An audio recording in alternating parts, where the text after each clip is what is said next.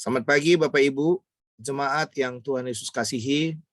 Senang bertemu dengan saudara bersama saya Pendeta Hermun Siregar dalam renungan pagi hari ini.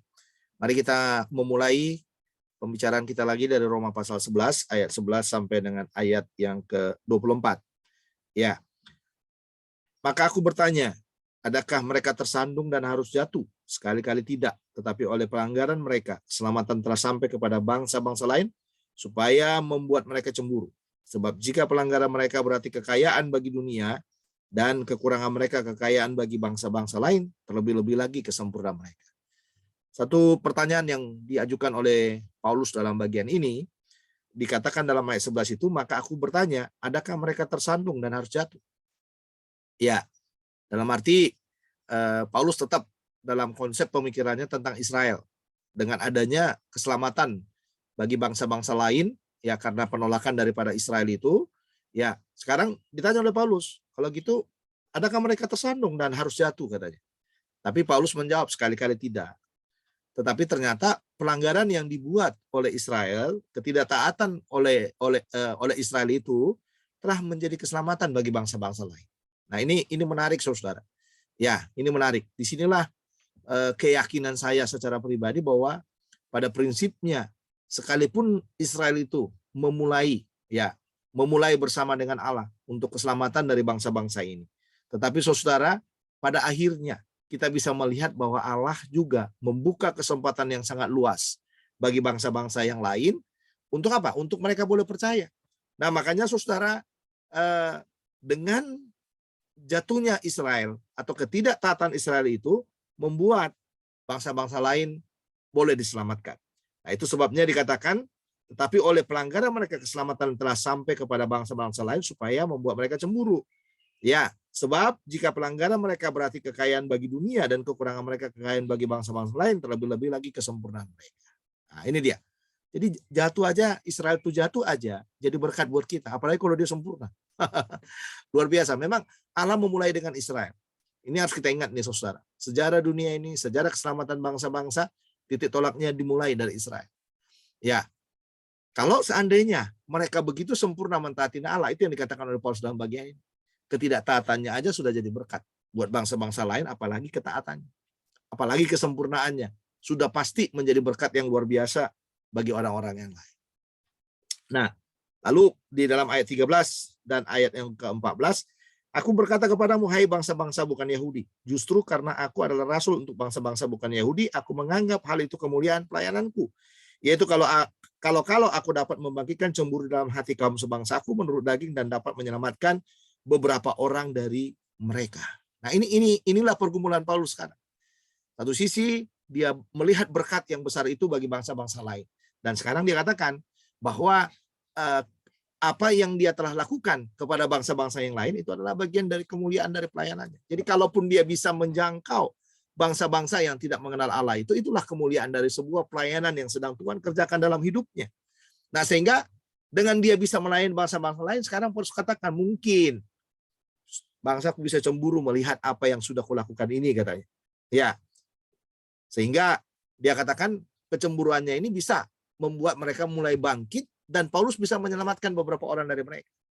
Nah ini, jadi Paulus tidak lagi melihat satu bangsa yang besar yang harus diselamatkan, tapi pribadi-pribadi dari orang-orang yang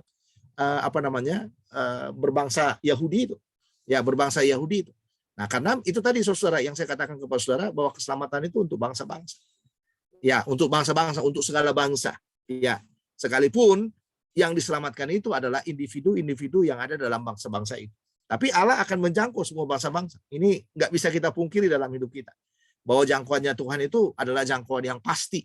Ya, makanya keselamatan itu dianugerahkan oleh Tuhan kepada semua bangsa. Ayat 15, mari kita lihat lagi. Sebab jika penolakan mereka berarti perdamaian bagi dunia, dapatkah penerima mereka mempunyai arti lain daripada hidup dari antara orang mati. Jika roti sulung adalah kudus, maka seluruh adonan juga kudus. Dan jikalau akar adalah kudus, maka cabang-cabang juga kudus. Lihat di sana, terus ilustrasi yang dipakai di sana ya saudara ya, yang dipakai oleh Paulus sana. Karena itu apabila beberapa cabang telah dipatahkan oleh karena sebagai tunas liar telah dicangkokkan di antaranya dan turut mendapat bagian dalam akar pohon zaitun yang penuh getah, janganlah Ya, kamu bermegah terhadap cabang-cabang itu. Kalau kamu bermegah, ingatlah bahwa bukan kamu yang menopang akar itu, melainkan akar itu yang menopang kamu. Sekarang, apa yang mau dikatakan oleh Paulus kepada kita bangsa-bangsa lain yang telah diselamatkan itu? Dia menggambarkan kepada kita bahwa kalau Israel itu tidak ada, kalau Israel itu tidak menolak Allah, mungkin nggak keselamatan itu bagi kita. Tapi karena mereka menolak, ini adalah saudara. Ya, karena mereka menolak, ya, maka terbuka buat kita sekarang. Kesempatan itu terbuka sangat luar biasa. Ya, keselamatan itu terbuka sangat luar biasa. Sehingga kematian dan kebangkitan daripada Kristus itu memang untuk semua bangsa-bangsa. Untuk semua orang yang percaya kepada dia. Nah, itu jadi kata kuncinya. Jadi bukan untuk satu bangsa, tapi untuk semua orang yang percaya kepadanya. Makanya dikatakan dalam bagian ini, janganlah kamu bermegah terhadap cabang-cabang ini. Jadi kita nggak boleh bermegah. Kita tidak boleh menganggap karena kita sudah masuk dalam pokok itu, lalu kita mulai bermegah. Jikalau kamu bermegah, ingatlah bahwa bukan kamu yang menopang akar itu, melainkan akar itu yang menopang kamu. Jadi kita cabang, kita bukan akar. Akar itu adalah Israel itu sendiri. Jadi akar itu yang menopang kita. Lihat di sana. Ini menarik, saudara. Akar menopang kita sebagai cabang yang dicangkokkan ke dalamnya. Ya, ayat 19 mempertegas di sana dikatakan, mungkin kamu akan berkata ada cabang-cabang yang dipatahkan supaya aku dicangkokkan di antaranya sebagai tunas. Baiklah, mereka dipatahkan karena ketidakpercayaan mereka, dan kamu tegak tercacat karena iman.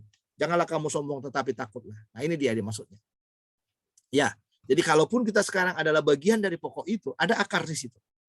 Ya, dan kalaupun cabang yang dikatakan di sana, cabang itu ada yang dipatahkan, ya cabang itu dipatahkan sekarang, tetapi dikatakan kita itu harus tegak tercacat karena iman kita. Jadi kita ada sampai sekarang kita boleh percaya kepada Yesus, seharusnya kita itu harus tetap apa? Setia kepada Dia. Nah, makanya dalam ayat 21, saudara, sebab kalau Allah tidak menyayangkan cabang-cabang asli, Ia juga tidak menyayangkan kamu. Israel Allah tidak pernah menyayangkan. Kalau Anda sombong, nah ini dia. Kita juga tidak akan disayangkan. Ya, sebab itu perhatikanlah kemurahan Allah dan juga kekerasannya, yaitu kekerasan atas orang-orang yang telah jatuh, tetapi atas kamu kemurahannya. Keras kepada Israel, murah hati terhadap kita, yaitu jika kamu tetap dalam kemurahannya. Jika tidak, kamu pun akan dipotong. Jadi Allah murah hati kepada kita. Jadi kita nggak boleh sombong, nggak boleh bermain-main dengan keselamatan kita.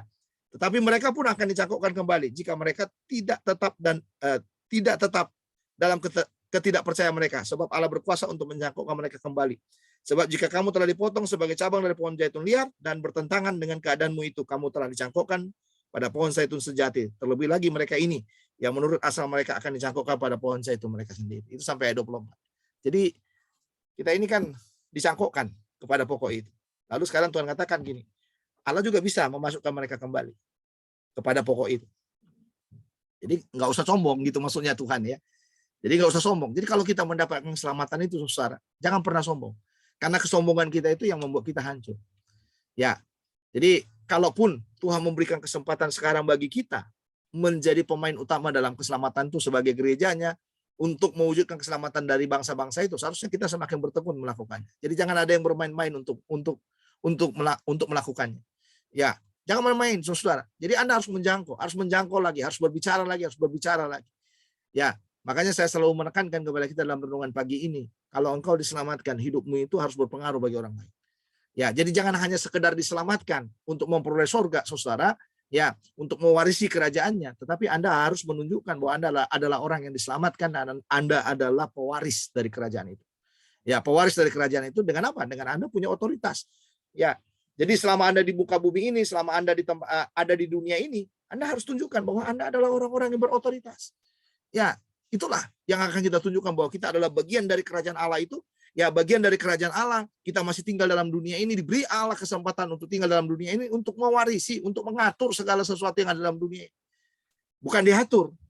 Nah, ini harus diingat nih, saudara. Kadang-kadang orang percaya itu diatur di dalam dunia ini, dikendalikan oleh dunia ini. Kita tidak diatur dalam dunia ini, kita mengatur dunia ini. Ya, mengatur dunia ini.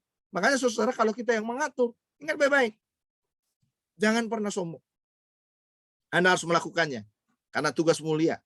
Karena panggilan mulia yang Tuhan Yesus berikan kepada kita semua. Jadi kesimpulannya sederhana pagi hari ini. Israel jatuh, bangsa-bangsa lain diselamatkan. Yang kedua, Paulus punya kerinduan bagaimana dia menyelamatkan bangsanya. Karena apa? Karena dia sudah menyelamatkan bangsa-bangsa yang lain. Dia sangat rindu sekali bagaimana membawa bangsanya kepada Tuhan. Tetapi yang ketiga yang harus kita ingat, dari pihaknya kita nggak boleh sombong. Ya, kita nggak boleh sombong karena kita adalah pohon zaitun liar yang dicangkokkan ke dalamnya. Kalaupun cabang itu sekarang ada yang dipatahkan, Allah juga sanggup membawanya kembali karena dia masih ada di dalam akar itu. Dia masih bersama dengan akar itu. Kita ditopang oleh akar itu, dan akar itu adalah Israel. Jadi, mau apa saudara? Apa yang mau kita katakan sekarang? Adakah yang harus kita sombong? Semua karena kasih karunia. Semua karena kesempatan yang Tuhan berikan kepada kita. Ya, gunakan kesempatan dengan baik. Gunakan kesempatan yang ada dalam hidup ini sekarang untuk mempermuliakan namanya. Mari semangat maju bersama dengan Tuhan. Meraih lagi orang-orang yang belum diselamatkan itu. Tuhan Yesus memberkati. Mari kita berdoa. Tuhan, terima kasih buat firman-Mu. Meteraikan dalam hati kami. Kami mau bergerak bersama dengan Tuhan kepada bangsa-bangsa yang tidak mengenal Engkau, kepada orang-orang yang tidak mengenal Engkau, karena mereka memerlukan kabar baik itu, karena mereka perlu diselamatkan, karena mereka adalah orang-orang yang perlu dijangkau untuk hormat dan kemuliaan bagi nama-Mu. Meteraikan firman-Mu dalam hati kami, dan Engkau mau menolong memberkati semua usaha pekerjaan kami sepanjang hari ini. Dalam Kristus Tuhan kami sudah berdoa. Amin. Sampai di sini pemberitaan firman Tuhan. Ketemu lagi esok bersama saya Pendeta Hermon Siregar. Saya undur. Tuhan Yesus memberkati saudara. Shalom.